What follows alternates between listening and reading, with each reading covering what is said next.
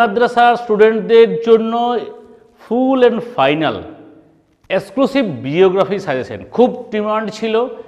তো হাই মাদ্রাসার স্টুডেন্টদের পশ্চিমবঙ্গের যে মধ্যশিক্ষা পর্ষদের যে প্রশ্নপত্র কাঠামো এক, কিন্তু প্রশ্নপত্রে বা বিন্যাস বলতে কোন বছর কি প্রশ্ন পড়েছে সেটা কিন্তু একটু ভিন্ন ধরনের।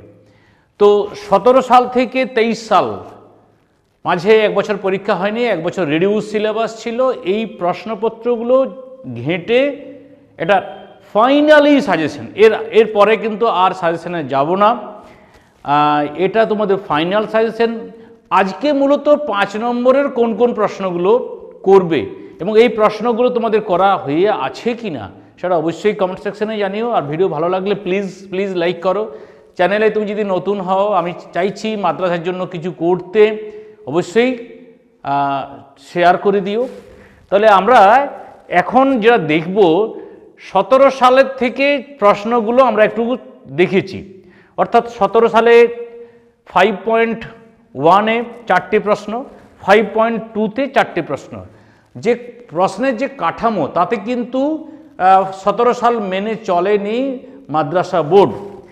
এবার 18 সালে সেম বলতে কোশ্চেনের প্যাটার্ন যে 18 সালে যেভাবে প্রশ্ন আসে 5.1-এ 5.2-তে যে 4টে করে প্রশ্ন থাকে, 2টো করে করতে হয়, সেই প্রশ্নগুলো 17, 18, 19 এই প্রশ্নগুলো আশা করি দেখেছো।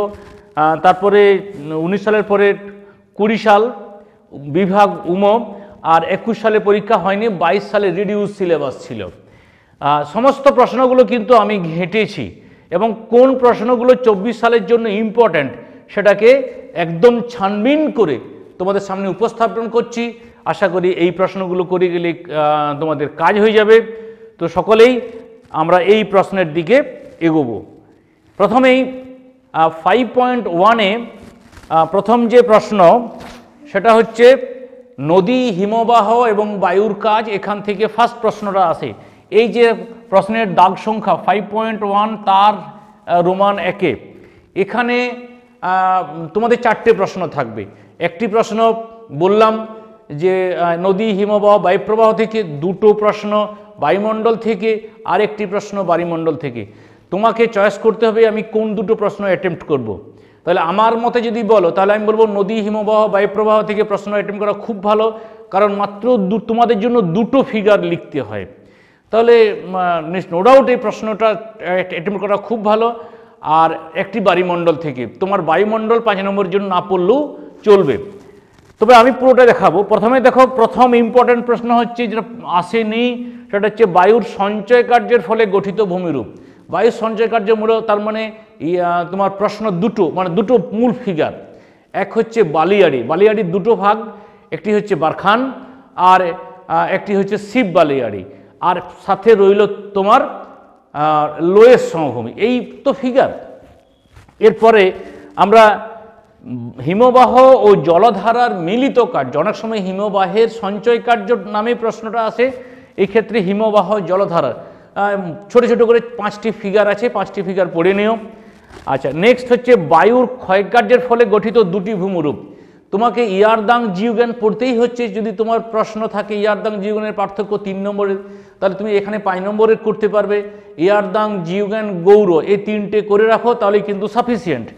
আচ্ছা, আমরা চালে যাব। নদীর ক্ষয়কার্যে সৃষ্ট 2টি ভূমিরূপ, আই ভি আকৃতি উপত্যকা, ক্যানিয়ন, জলপ্রপাত অনেকগুলো রয়েছে, মন্থকূপ, প্রপাতকূপ, খুব সহজ করে 2টো, কিন্তু খেয়াল রাখবে চিত্র, অর্থাৎ উৎপত্তি, বৈশিষ্ট্য এবং চিত্র পারলে উদাহরণ একটা করে অবশ্যই দেবে। 5 নম্বরের প্রশ্ন রইল বায়ু এবং জলধারার মিলিত কার্য, যেখানে তোমার রয়েছে পেডিমেন্ট, বাজাদা এগুলো রয়েছে, সেই ফিগারগুলো অবশ্যই করে রাখবে। অতিরিক্ত একটা প্রশ্ন দিলাম সুন্দরবন অঞ্চলে বিশ্ব উষ্ণায়নের প্রভাব। তাহলে 6টি প্রশ্ন দিলাম, অবশ্যই একটি পাবে, তবে 5টি প্রশ্ন করলে আশা করি পেয়ে যাবে। আমি সাজিয়েছি প্রথম থেকে যে গুরুত্বপূর্ণ হিসাবে, যেটা কম গুরুত্বপূর্ণ তার নম্বরগুলো একটু বেশি করে হয়েছে। এরপরে 5.1-এর 2 এবং 3 এটা বায়ুমণ্ডল থেকে। বায়ুমণ্ডল থেকে অনেকগুলো প্রশ্ন, একটু জটিলতা থাকে বিভিন্ন জনের কাছে, একটু বুঝতে অসুবিধা হয়। তাই যারা একটু দুর্বল স্টুডেন্ট তারা এই অংশটা ছেড়ে দিতে পারো, যারা সবল স্টুডেন্ট যারা অনেক পড়াশোনা করে তারা এই অংশটা করতেই পারো। তাহলে প্রথম প্রশ্ন হচ্ছে বায়ুমণ্ডলের উষ্ণতার তারতম্যের কারণ। মূলত তিনটে তারতম্য তোমাকে লিখতেই হবে। তিনটে তারতম্য মানে একটি উচ্চতার ভিত্তিতে তুমি লিখতে পারো, একটা জলীয় বাষ্পের ভিত্তিতে লিখতে পারো, একটি অক্ষাংশের ভিত্তিতে লিখতে পারো, এটা সমুদ্রের অবস্থানের পরিপ্রেক্ষিতে লিখতে পারো। বায়ুমণ্ডল উষ্ণ হওয়ার পদ্ধতি মূলত তিনটে পদ্ধতি: পরিবহন, বিকিরণ, পরিচলন, এছাড়া অ্যাডভোকেশন রয়েছে। তো এই তিনটে পদ্ধতি চিত্রসহ। নেক্সট, ওজোন স্তর ক্ষয়ের প্রধান কারণ। ওজোন স্তর ক্ষয় মানে ওজোন স্তর যে ডিপ্লেশন হচ্ছে, অর্থাৎ ওজোন স্তরের যে ডবসন ইউনিট দিয়ে মাপা হয়, তা যেমন তো নিশ্চয়ই জানো যে 200 ডবসন ইউনিটে নেমে গেলে বা তার নিচে ওজোন গহ্বর বলা হয়। কেন ওজোন স্তরের ডিপ্লেশন হচ্ছে, কার কার ভূমিকা রয়েছে, কার্বন ডাইঅক্সাইড, সিএফসি এর ভূমিকা, এই বিষয়গুলো একটু ব্যাখ্যা করতে হবে। তার উৎস কী, কীরকমভাবে ওজোনকে ডিপ্লেশন করে। আচ্ছা, বৃষ্টিপাতের শ্রেণীবিভাগ করে যে কোনো দুটো বৃষ্টিপাতের শ্রেণী মানে তিন রকম বৃষ্টিপাত রয়েছে: পরিচলন, শৈলোৎক্ষেপ এবং ঘূর্ণবৃষ্টি। তোমাদের যে কোনো দুটো নাম করেও কিন্তু উল্লেখ করে দিতে পারে। অতএব তোমাকে কিন্তু তিনটে বৃষ্টিপাতেই দেখে রাখতে হবে চিত্রসহ। খুব একটা জটিল কিছু নয়, করতে পারবে। মেঘের চিত্রটা ঠিক আঁকবে, তাহলেই হবে। এরপর বায়ুচাপে তারতম্য ঘটে কেন, অর্থাৎ বায়ুচাপ কে নিয়ন্ত্রকদের ভূমিকা কীরূপ, অর্থাৎ উষ্ণতা কিভাবে নিয়ন্ত্রণ করে, জলীয় বাষ্প কিভাবে নিয়ন্ত্রণ করে, উচ্চতা কিভাবে নিয়ন্ত্রণ করে চাপকে, এই বিষয়টা ব্যাখ্যা করতে হবে। তিনটে মূলত করতে হবে। চিত্রসহ পৃথিবীর প্রধান বায়ুচাপ বলয়গুলির সৃষ্টির কারণ উল্লেখ করো, অর্থাৎ যে 7টি চাপ বলয় রয়েছে, কেন নিরক্ষীয় নিম্নচাপ বলয় সৃষ্টি হয়েছে, কোন অক্ষাংশের সৃষ্টি হয়েছে, ক্রান্তীয় উচ্চচাপের সৃষ্টি হয়েছে, এই বিষয়গুলো তোমাকে ব্যাখ্যা করতে হবে। মূলত তিনটে পয়েন্ট করে, অর্থাৎ সৃষ্টির পিছনে যে তিনটে মূল কারণ সেটা কিন্তু ব্যাখ্যা নিয়ে আসতে হবে। এরপরে রইল বায়ুমণ্ডলের স্তর বিভাজন উষ্ণতার ভিত্তিতে, যে troposphere, stratosphere, mesosphere, ionosphere, thermosphere, exosphere, এতগুলো স্ফিয়ার রয়েছে। তুমি মিনিমাম দুটো, অর্থাৎ ট্রোপো এবং স্ট্রাটো, নিচের দিকে দুটো, তারপরে মেসো, এই তিনটে করে রাখবে। মিনিমাম দুটো তোমাকে করতেই হচ্ছে বৈশিষ্ট্য সহ। এই 4-5টা করে বৈশিষ্ট্য আছে, তার মধ্যে উচ্চতা কত, উষ্ণতা কত, জলীয় বাষ্প, ধূলিকণা, এদের ভূমিকা কীরূপ, এইগুলো কিন্তু মাথায় রাখতে হবে। শেষে একটা অতিরিক্ত প্রশ্ন দিয়েছি, মৌসুমী জলবায়ু বা ভূমধ্যসাগরীয় জলবায়ুর মধ্যে পার্থক্য না আসার সম্ভাবনা রয়েছে, কিন্তু দেখে রাখবে। তাহলে শেষ হলো এই প্রশ্ন। এরপরে 5.1 এর আইভি যে প্রশ্নটা আসে বায়ুমণ্ডল থেকে, মাত্র 3টে প্রশ্ন। মূল প্রশ্ন কিন্তু সমুদ্র স্রোত সৃষ্টির কারণ, নিয়ত বায়ুপ্রবাহ, মৌসুমী বায়ুপ্রবাহ, এই যে বিষয়গুলো রয়েছে, পৃথিবীর আবর্তন, উপকূল রেখার আকৃতি, এটা মূল প্রশ্ন। দ্বিতীয় প্রশ্ন হচ্ছে সমুদ্র স্রোতের প্রভাব। সমুদ্র স্রোতের প্রভাব দু রকমের, একটা জলবায়ুর উপর প্রভাব, আর একটা হচ্ছে মানুষের অর্থনৈতিক জীবনযাত্রার উপর প্রভাব। যেমন মগ্ন চড়া, এখানে যে মাছেরা বসবাস করে, সেই বিষয়টা ব্যাখ্যা করতে হবে অর্থনৈতিক দিকে। অন্যদিকে কোথায় উষ্ণতা বেশি হয়, কোথায় কম হয়, কোথায় বৃষ্টিপাত কম হয়, কোথায় বৃষ্টিপাত বেশি হয়, মরুভূমি হয়, কোথায় ঝড় বৃষ্টি হয়, এই বিষয়গুলো নিয়ে আসতে হবে। তৃতীয় প্রশ্ন রেখেছি জোয়ার ভাটা সৃষ্টির কারণ, অর্থাৎ মুখ্য জোয়ার, গৌণ জোয়ার, চান্দ্র জোয়ার, সৌর জোয়ার, এই বিষয়গুলো। আর এখানে তাহলে 3টে প্রশ্ন। এরপরে 5.2-তে সেম 4টে প্রশ্ন। মূলত ভারতের প্রাকৃতিক থেকে দুটো থাকে, ভারতের অর্থনৈতিক থেকে দুটো থাকে। আমি বলবো তুমি অর্থনৈতিক অংশটা বেশি গুরুত্ব দেবে, প্রাকৃতিকটা না দিয়ে। অর্থনৈতিকে প্রশ্নগুলো করাটা অনেকটা সহজ এবং নাম্বার ওঠাটাও সহজ। তাই যদিও আমি দু রকমেরই সাজেশন বলবো। প্রথমে প্রাকৃতিক, ভূপ্রাকৃতিক বৈশিষ্ট্য অনুসারে ভারতের বিভিন্ন শ্রেণীবিভাগ, তার মধ্যে যে কোনো একটি, সেটা তুমি হিমালয় লিখতে পারো। আবার হিমালয়কে দৈর্ঘ্য বরাবর ভাগ, এটা প্রশ্নটা থাকে। আবার পশ্চিম হিমালয়, এটা খুব ইম্পর্ট্যান্ট, একবারও আসেনি, বরং দৈর্ঘ্য বরাবর হিমালয়ের ভূপ্রকৃতি তোমাদের প্রশ্নে এসেছে, এটা আসেনি। পশ্চিম হিমালয়টা খুব ইম্পর্ট্যান্ট, তাই পশ্চিম হিমালয়টা প্রথমে গুরুত্ব দেবে। এরপর রইল উত্তর ভারত এবং দক্ষিণ ভারতের নদ নদীর মধ্যে পার্থক্য, এটা এসেছে কিন্তু দেখতে হবে।